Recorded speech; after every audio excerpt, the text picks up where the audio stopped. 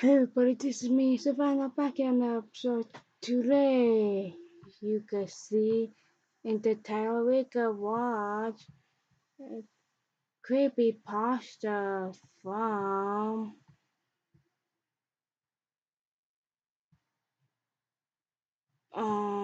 creepypasta make pasta, no, creepy mix pasta. Yeah, let's watch the video. One. Oh, I also got my chips. Okay, one, two, three. Let's do this. Don't When I was a go. teenager, I moved cross country to a town where I knew nobody, not a single soul. It was a lonely existence, made only worse by the fact that we had moved in the middle of the school year. Everyone was already sorted off into cliques and groups, and I was left out. To top it off, I wasn't very outgoing and didn't make friends easily, so I mostly kept to myself during the school day, eating in the cafeteria and walking the hallways alone. Pretty much the only time that anybody spoke to me was when a group of laughing, cackling kids came up to me, asked if I lived on Glensdale Drive, which I did, and told me to stay away from the dilapidated, abandoned house on the corner. When they said it, I knew exactly which house they meant. It stood out like a sore thumb, with its peeling, yellow paint, sagging front porch, some shutters hanging askew, some missing entirely. When I inquired why I should stay away, they just cackled louder and hurried off. Oh, that's rude. He asked you a question. Why? But you just ran off and laughed. Then no respect no more. Okay, let's go on. On the way home that day, as I passed the yellow house, I couldn't help but stop and stare.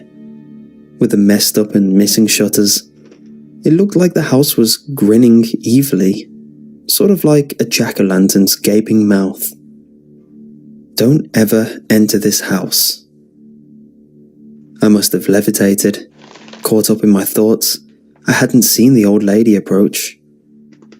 But there she was, hunched over, saggy, wrinkled greyish skin, coughing and wheezing, and she gave off this strange, disgusting odour. I gagged a bit. Had she come out of the house? From down the sidewalk? I had no idea. When she smiled at me, I couldn't help but stare at her mouth. Half her teeth were missing, the other half a sickly yellow.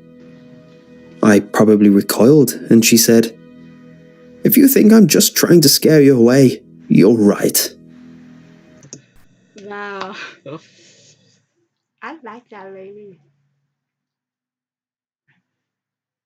Is this lady tried to scare off kids not going to the abandoned house? Hmm. I couldn't help but muster a, "I'm sorry?" She coughed, practically hacking up a lung, trying to catch her breath, and started again. "I'm not some crazy old lady, just ranting and raving. Keep away from this house. If you go inside, things will happen. Bad things." I wanted to run away, mainly just to get a breath of fresh air. The foul stench emanating from her mouth was almost intolerable. But I couldn't leave. I had to know what she was talking about.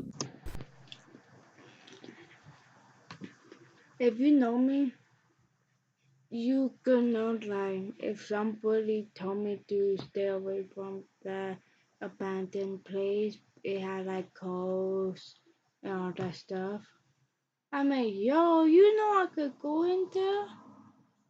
I love abandoned place. I love ghosts and all that good stuff that happen. I mean, about to guess, mm, to guess, secret from me. You tell me don't go, I will go. Do you live here? I asked, nodding at the house. She just laughed, a terrible, psychotic laugh. What up with people laughing? The kids laugh, now the old lady laugh. Dang,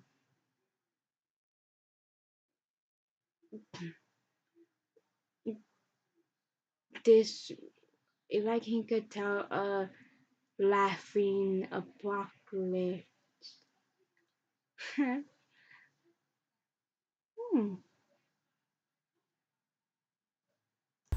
There led to more hacking and coughing. Nobody lives here. I couldn't resist asking, what sort of bad things will happen if I go inside? And then she launched into her story.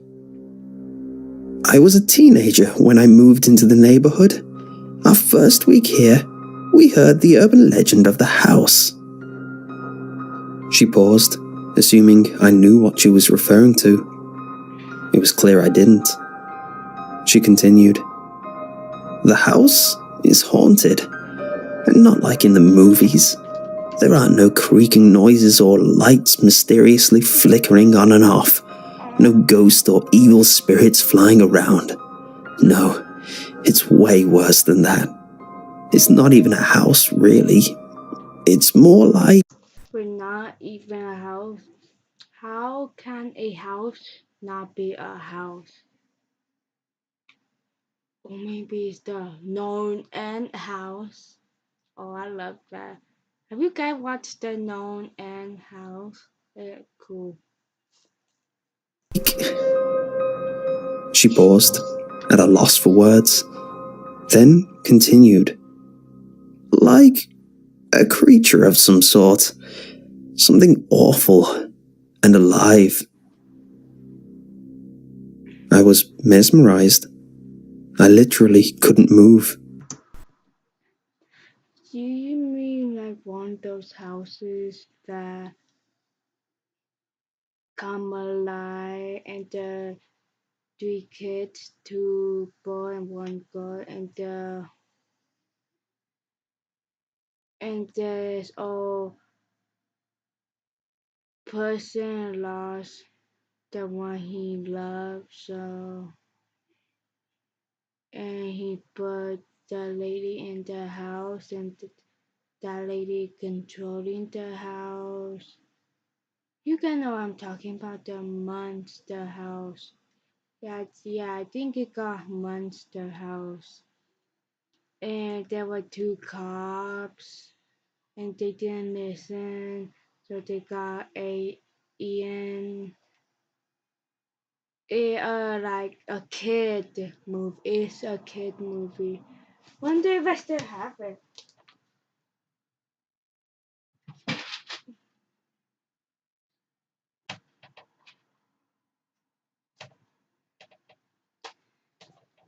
Yeah, this house. This house right here. No, this movie like right here. Let me show you guys. This one. It got like,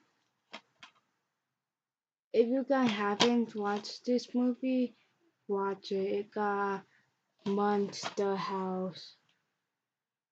And it's a great movie. Okay, let's go back to the video. I couldn't even ask any questions. She went on. My brother and sister, we were told that nobody had ever gone into the house and came out the same. That was the legend. When we pressed for more details, the kids said they heard the story from some other people. But if we didn't believe them, then by all means we should go test it out. So that's what we did. There was something about her, the way her eyes never looked away from mine, the intensity of her voice, the way she kept talking, even through her gurgling, coughing fits. I could tell she was lying. She definitely believed she was telling the truth. Whether it was true or whether she was simply insane, I wasn't sure. You mean you actually went in? I asked. She nodded yes. One day, after school, it was our first week here. We had nothing better to do. We figured we could impress all the other kids. Maybe they'd think we were cool. Anyway, we knew it was just a stupid legend. So, we took the dare. It was around 5 o'clock, and it was still light out. So we felt pretty safe. Plus, there were 3 of us. We'd always been tight. Our family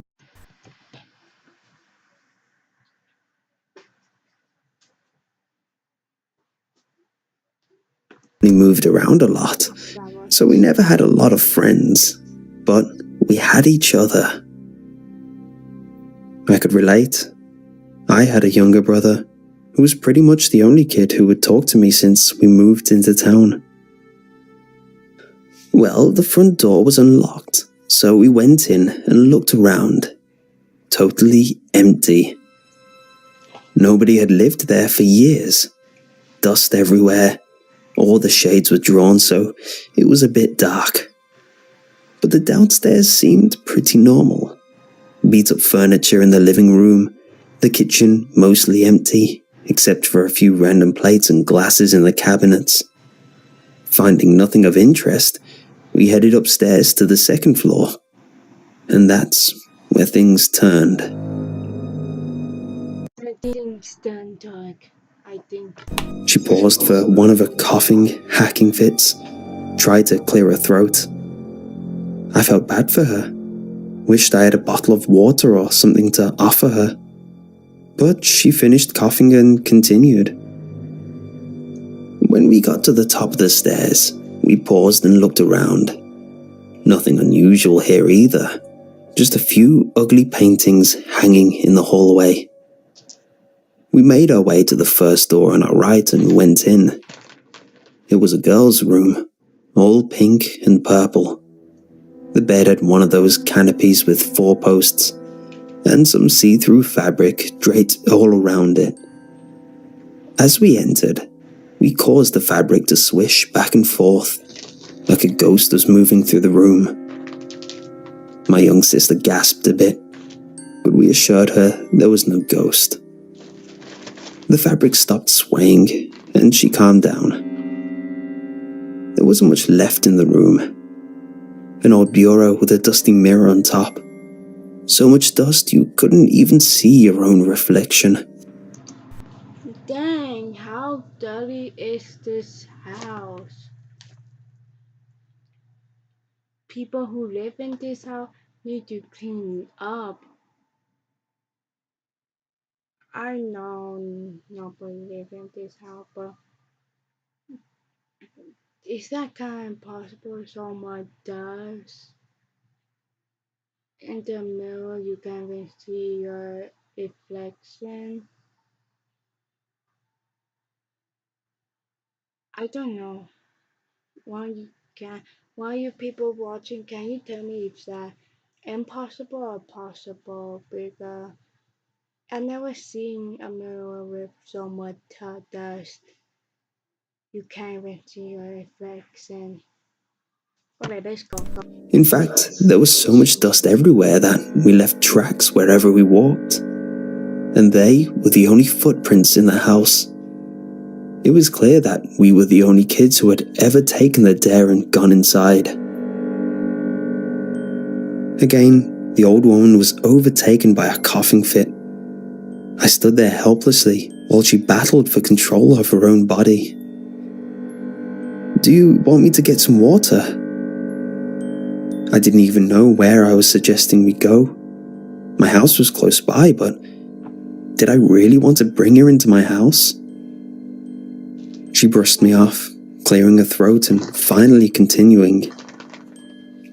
There's no time. I have to finish this story before it's too late.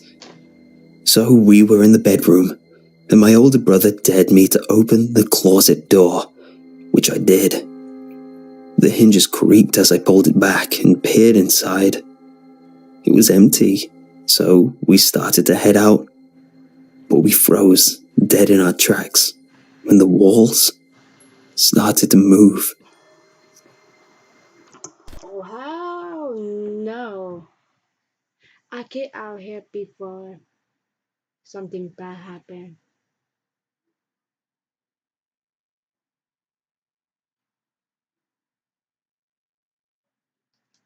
You gave the haunted house but the wall movie. I might pass out or to scream for my life because the wall is moving closer and closer to you and don't have you only have air and got nothing to do, nobody to help you. Okay, let's go. I couldn't help but interrupt.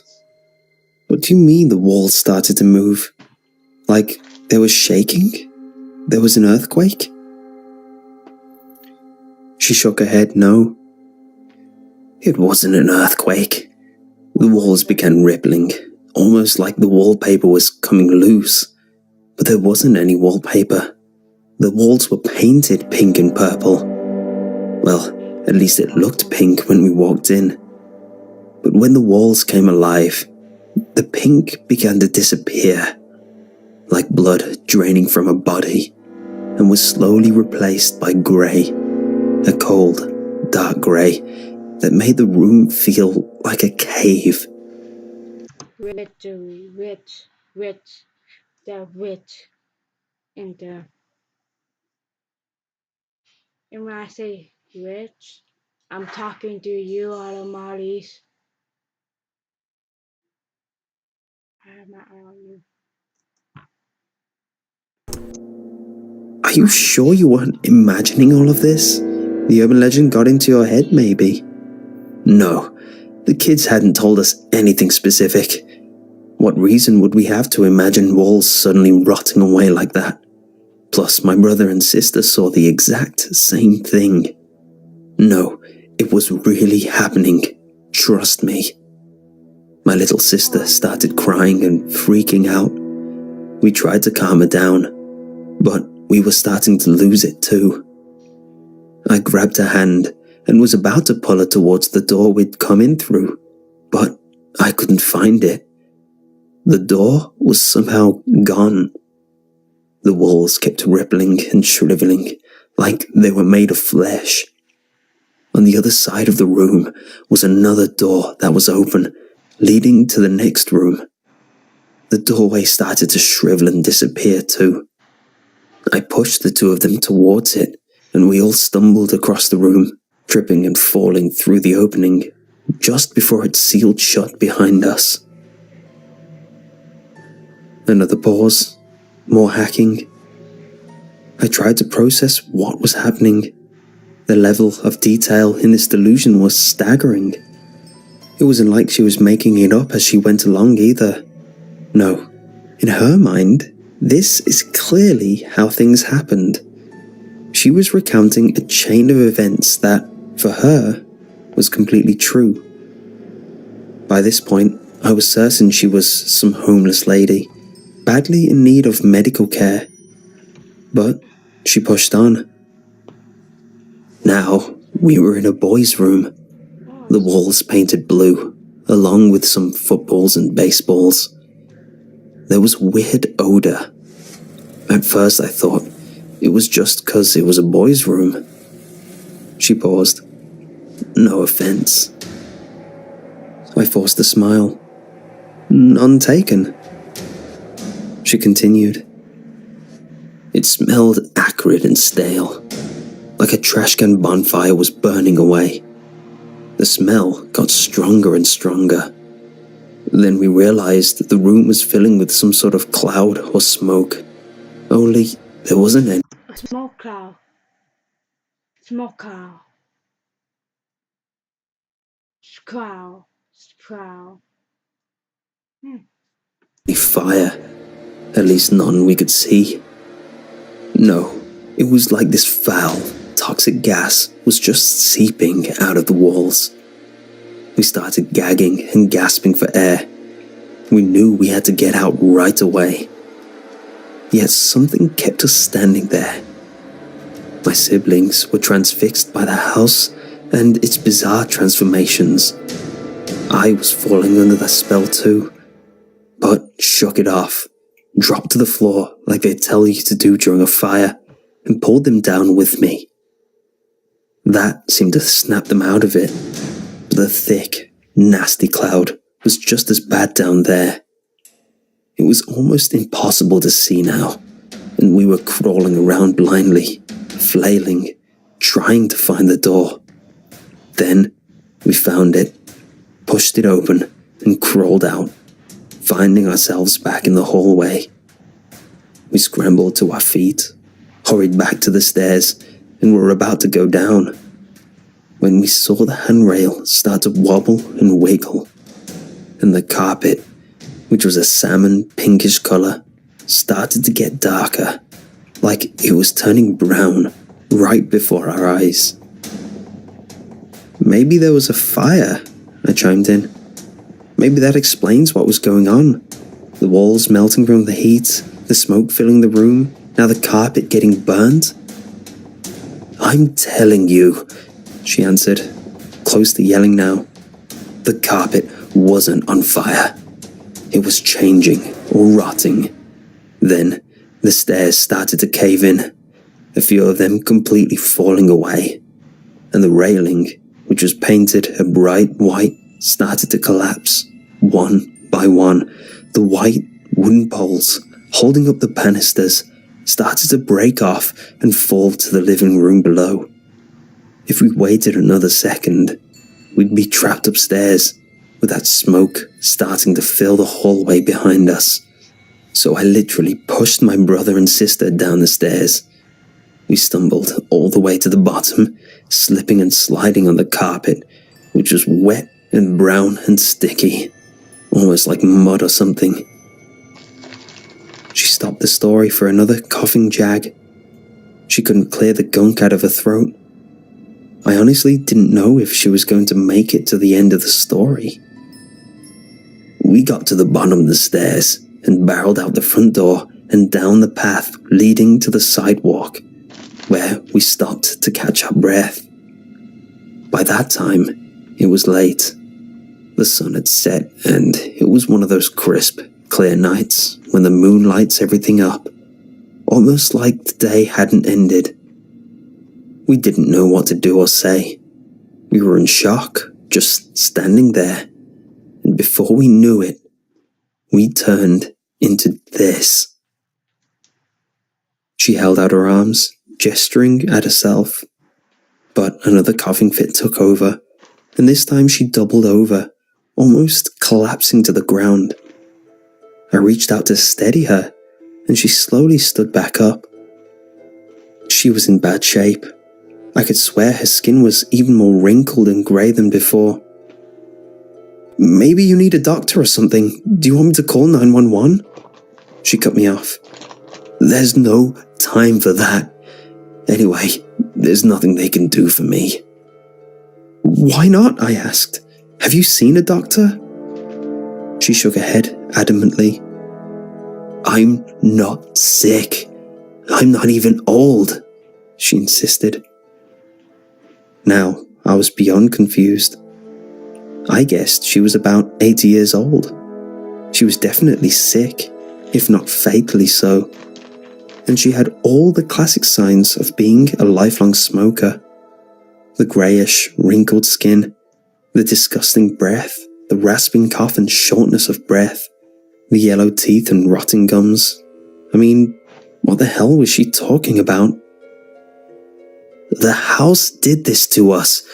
Don't you get it? My lack of comprehension was now intolerable to her. She started full-on yelling at me. We got grey and shriveled and wrinkled, just like the walls, and that smoky cloud messed up our lungs, and our teeth rotted and fell out, just like the white posts of that handrail. It was the house. We walked in three normal, healthy teenagers and came out looking like this. Stay away. Tell all your friends. Tell everybody. Nobody will listen to me. They all think I'm some raving, senile lunatic. The whole time she'd been telling the story, I'd felt unnerved, even scared. But looking at her now, I could tell she was just a sick, old lady suffering the effects of smoking. She had convinced herself this insane story was true, and she wouldn't give up. She needed me to believe her. She wouldn't stop until I believed her. Then where is your brother and sister? She nodded towards the house. They went back in. Why? They said they wanted to see if they could undo what the house did to us. I told them not to go back. I begged them. But I couldn't stop them. They went inside again, and it was like they were drawn back there, like something was pulling them in. I want to find them, but... Suddenly, she collapsed to the ground, crying and coughing. I pulled out my phone to call 911, but the battery was dead. I'm going to get help. I'll be right back. I ran home, dashed inside, called 911, told them to come quick, and ran straight back to wait for the ambulance with her. But when I got there, she was gone. On the ground was a student ID card. I picked it up. It belonged to some girl who went to my school. I looked around. Out of the corner of my eye, it looked like the front door of the yellow house slammed shut. Or maybe I was just imagining it. I don't know if she walked away or went back into the house. And I wasn't about to go in and find out.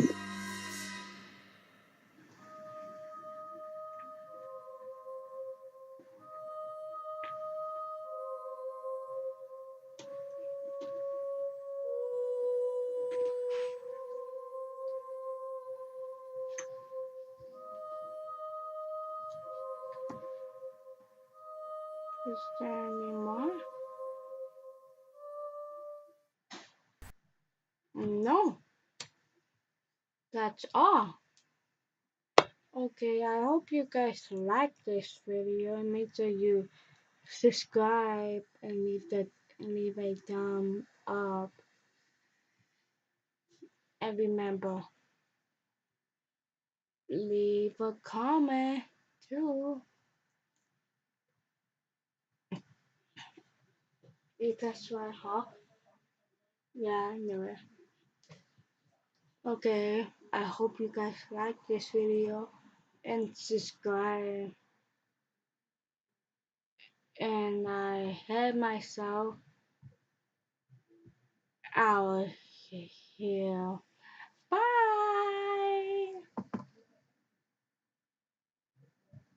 You will. I'm a bye.